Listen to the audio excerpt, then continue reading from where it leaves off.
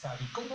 O sea, se chutaron, desaparecieron el Seguro Popular, que como tú decías era perfectible, pero funcionaba, yo creo que funcionaba razonablemente bien, ¿no?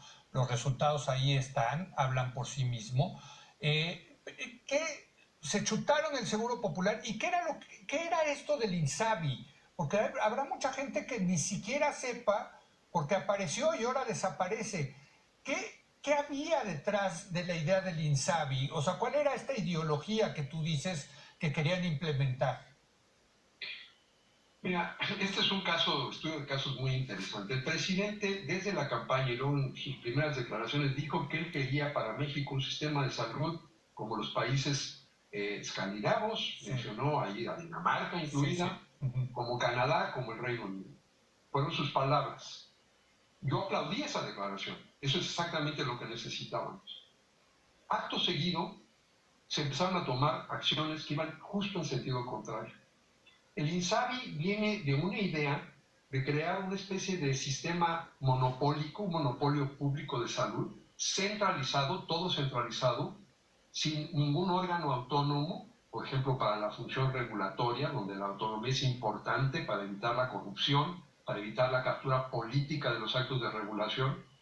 Todo eso desaparece. Es un modelo que hoy no existe en ningún otro país del mundo que en Cuba y en Corea del Norte. Cuba, o En el sea, el modelo modelo dominante es el modelo cubano o norcoreano de un ministerio de salud que es el que provee todos los servicios para todo el país. hace todo, hace la regulación, hace el financiamiento, centraliza todo. ¿Ok? Ok. Ahora, eso no es lo que finalmente ni se legisló ni se ejecutó. Sí, Eso no es. no A lo es. que fuimos Sí, fue, porque yo dije, bueno, van a unificar todo, van a unificar sí, el IMSS, el ISSSTE, todo sí. en un solo organismo, como en esos países. Esa es la ideología. Y hay varios prominentes miembros del equipo de salud de la 4T que creen en eso, aunque Sí. toda la evidencia es que es un sistema que funciona muy mal. Pero bueno, hay gente que cree en eso. Pero lo que implementaron no fue eso. Dejaron intacto al Seguro Social, dejaron el ISSSTE, y lo que hicieron fue regresarnos al modelo corporativista que había en México en los años 70 del siglo pasado. Eso es lo que se hizo. Es una restauración del modelo corporativista. ¿Qué quiere decir corporativista? El tipo de atención que recibes, la forma en que ejerces tu derecho a la salud, depende de tu posición ocupacional. No es un epíteto, no es como cuando dicen neoliberal sin saber qué están diciendo. Yo lo estoy usando en un sentido técnico. Uh-huh. Es un sistema donde el ejercicio de los derechos depende de tu posición ocupacional. Si tienes un trabajo asalariado, tienes seguridad social. Estás en una empresa privada, se llama IMSS. Estás en una parte del sector público, se llama ISSSTE. Si eres un no asalariado o un desempleado, o estás fuera del mercado de trabajo, entonces tienes esta cosa que se llamó INSABI. Uh-huh. Bueno, eso fue un retroceso enorme porque lo que el Seguro Popular quiso hacer fue empezar a afiliar con derechos explícitos a esa población asalariada como un paso intermedio para poder unificar los tres sistemas financieros en uno solo. Cuando empezó el gobierno tenía la mesa puesta, ¿no? Para mí lo que es trágico es que si no se hubieran dejado ganar por la ideología de decir que todo estaba mal, hubieran podido, ahorita podríamos estar cerca de un modelo, pues no como Dinamarca, pero sí, por ejemplo, como Costa Rica, sí, por ejemplo, como los mejores países de América Latina, y nos estaríamos acercando a ese modelo de Dinamarca, de Canadá que dijo el presidente.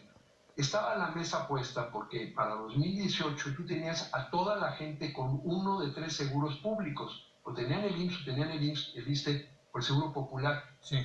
Más del 80% de la población tenía alguno de esos tres. Sí, sí. Lo que había que hacer ahora, yo siempre lo dije, era unificar eso en un fondo, un seguro universal de salud, o si no les gusta la palabra seguro, un fondo universal de salud. Sí, sí. Y luego permitirle a los ciudadanos ir a cualquier clínica que ellos quieran, en vez de tener lo que yo llamo un apartheid médico, Sí, sí. en donde tú no te basta ser ciudadano para ir a una instalación pública como es una clínica del IMSS o una clínica del ISSSTE, sino que tienes que mostrar algo más, tienes que mostrar que tienes un trabajo asalariado. Es un apartheid sobre bases ocupacionales.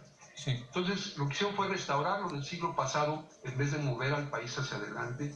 Creo que este presidente, con la victoria electoral que tuvo en 2018, y el capital político que tenía, pudo haber negociado con el sindicato del IMSS y del ISSSTE, que siempre han sido resistentes al cambio, sobre todo el del IMSS, para lograr un modelo universal, realmente universal. Interesante. Entonces, se desordenó el abasto de medicamentos, se quitaron las prestaciones que había en el fondo de gastos catastróficos, y ese fondo de casi 100,000 millones de pesos que se había ido acumulando a lo largo de los 18 años que operó el Seguro Popular, ese fondo básicamente le fue expropiado a los ciudadanos, porque ese es un fondo de nosotros, los que pagamos impuestos. Claro. Se expropió, se desapareció, dejó de haber el dinero que había para atender a los niños con cáncer. Por primera vez vimos manifestaciones de padres de familia desesperados porque ya no tenían los servicios.